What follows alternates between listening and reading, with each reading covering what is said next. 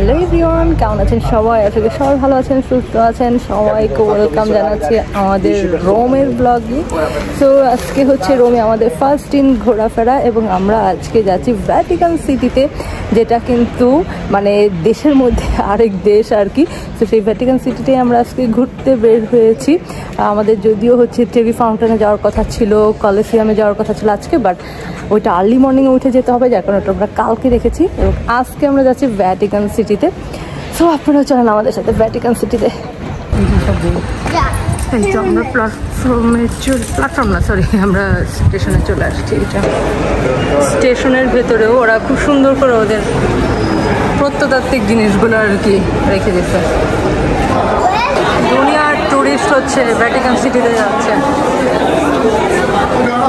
আমরা এসে পৌঁছে গেছি ভ্যাটিকান সিটিতে।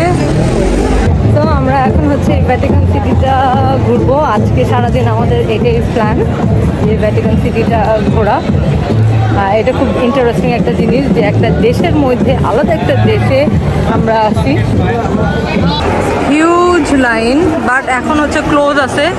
তো আমরা এখান থেকে বেরোয় যাচ্ছি, যখন আবার ওপেন করবে তখন আমরা আসবো।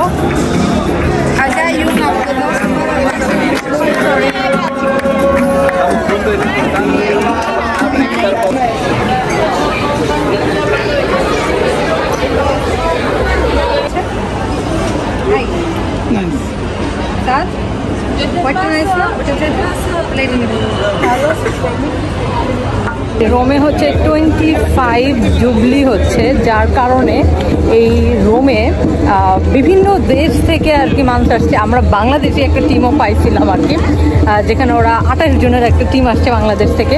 আর এখন যে ছিল এটা হলো মেক্সিকান একটা টিম, যার যার কালচার দেখাচ্ছে ওরা।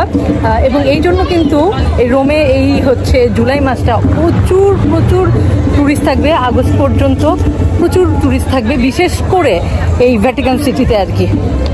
ক্যাসেলটার নাম হলো ক্যাসেল সেন্টেন গেল। জানি না এটা ফ্রি নাকি এখানে কস্ট লাগবে। হ্যাঁ, জন্য স্ট্যাচুগুলো কি অদ্ভুত লাগতেছে। পুরো ব্রিজটার মধ্যে এরকম অনেক স্ট্যাচু করা, সব পাথরের। এইখান থেকে খুবই সুন্দর লাগতেছে ভ্যাটিকান সিটিটা। এই পাশ থেকে আই থিঙ্ক ভিউটা বেশি সুন্দর, ওই পাশ থেকে কিছুই বুঝতেছিলাম না। আমরা পুলিশদের জিজ্ঞেস করছিলাম, বললো যে এই সাইড দিয়েও আমরা এন্ট্রি করতে পারবো। তো দেখি এখন কি এক্সপিরিয়েন্স হয়। আসতে কিন্তু কোনোই টিকিট লাগবে না, ফ্রি। কিন্তু জাস্ট হচ্ছে এখানে একটু ক্রাউডেড থাকে, যেটা মেনটেন করে আসতে হবে। বাট এটা টোটালি ফ্রি। বাট এখানে মিউজিয়াম আছে, ওইটা কিন্তু ফ্রি না, ওইটা টিকিট কাটতে হবে। মিনিমাম 21 আর 22 হবে আর কি ওইটা থেকে। এখানে হচ্ছে ব্যাগগুলো চেক করে যে কোনো মেটাল বা কোনো কিছু আছে কিনা। ভ্যাটিকান সিটিকে নিয়ে অনেক চমৎকার সব তথ্য আছে। সবচেয়ে ইন্টারেস্টিং হচ্ছে এই ভ্যাটিকান সিটিটা পৃথিবীর মধ্যে সবচেয়ে ছোট একটা দেশ, এবং তার চেয়েও ইন্টারেস্টিং বিষয় যে এটা একটা দেশের মধ্যে আরেকটা দেশ। এবং এই ভ্যাটিকান সিটিটা বেসিক্যালি হচ্ছে সেন্ট পিটার্স ব্যাসিলিকা যে চার্চটা আছে, সেই চার্চটাকে নিয়েই আর কি এই দেশটা গঠিত। এই চার্চের যে পোপ আছে, সেই পোপকে নিয়েই হচ্ছে উনি হচ্ছে প্রধান এই ভ্যাটিকান সিটির। আর এখানে কিন্তু খুব বেশি মানুষ এখানে বসবাস করে না, মাত্র 800 বা 825 জনের মতো মানুষ এখানে বসবাস করে। আপনি যখন চার্চের ভেতরে ঢুকবেন, সেখানে অনেক হচ্ছে সমাধি দেখতে পারবেন। আর এই সমাধিগুলো কিন্তু একদম রিয়েল, এবং ওরা এভাবেই রেখে দিছে। সেটা হলো বিভিন্ন সময়ের বিভিন্ন পোপদের হচ্ছে সমাধি একদম চার্চের ভেতরেই রাখা, এরকমভাবে মানে একদম কবরগুলো বাধাই করে রাখা।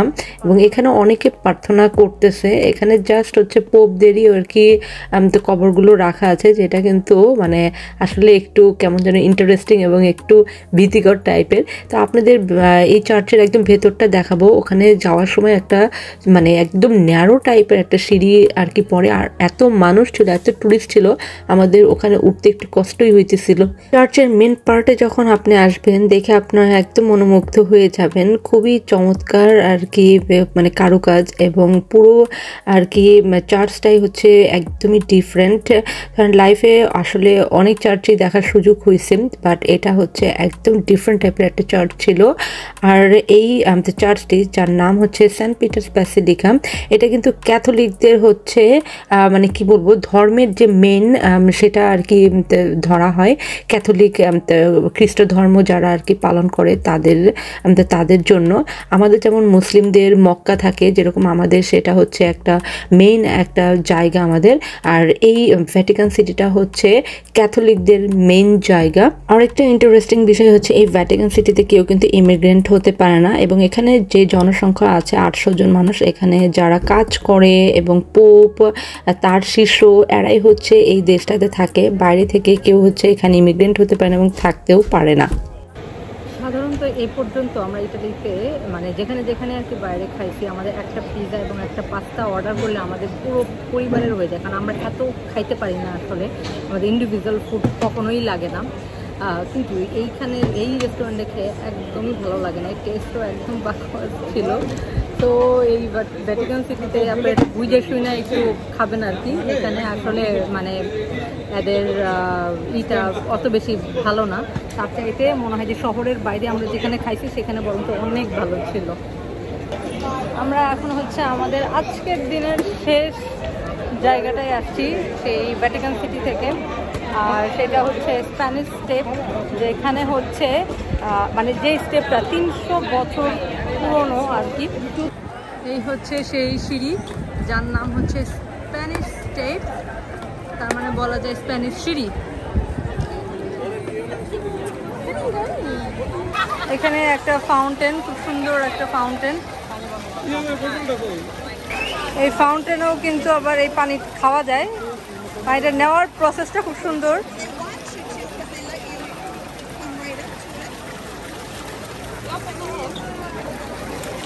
হয়ে গেছে স্প্যানিশ স্টেপ।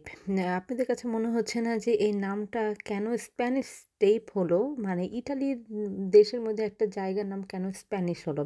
বেসিক্যালি হচ্ছে এই স্কোয়ারের নিচেই হচ্ছে স্পেনের অ্যাম্বাসি, এবং সেটার জন্যই হচ্ছে এটা স্প্যানিশ স্টেপ হচ্ছে নামে পরিচিত। এবং ওই অ্যাম্বাসি থেকে এখানে যে একটা চার্চ আছে আপনাদের আমি দেখাবো, এই চার্চটার হচ্ছে মানে যাওয়ার পথটার মধ্যে হচ্ছে এই স্টেপটা করা।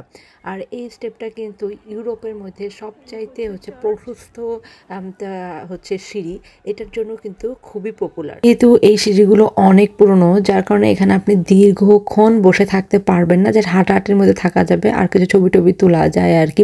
আর আপনি যদি এখানে একদম মানে মানুষজন ছাড়া ছবি তুলতে চান, অবশ্যই ভোরবেলা যাইতে হবে, তখন মানুষজন থাকবে না। যত দিন বাড়ে ততই হচ্ছে মানুষের সংখ্যা এখানে বেড়ে যায়। তো এই ছিল আমাদের সেই দিনের মতো আর কি ঘোরাঘুরি। আমাদের আজকের মতো ঘোরাঘুরি যেতে আমরা এখন বাসায় ফিরে যাচ্ছি। মানুষের আমোদ ফুর্তি জোশ লাগতেছে আর কি, মানুষের আমোদ ফুর্তি দেখতে, বিভিন্ন দেশের মানুষের আর কি। তো আমরা এখন যে মেট্রো তুলবো, যেতে 1/2 hour 40 মিনিট মতো লাগবে হতে পারে। যে পরবর্তী ব্লগগুলো দেখতে চান অবশ্যই চ্যানেলটা সাবস্ক্রাইব করে রাখবেন এবং আমাদের পেজটাও ফলো দেবেন। আজকের মতো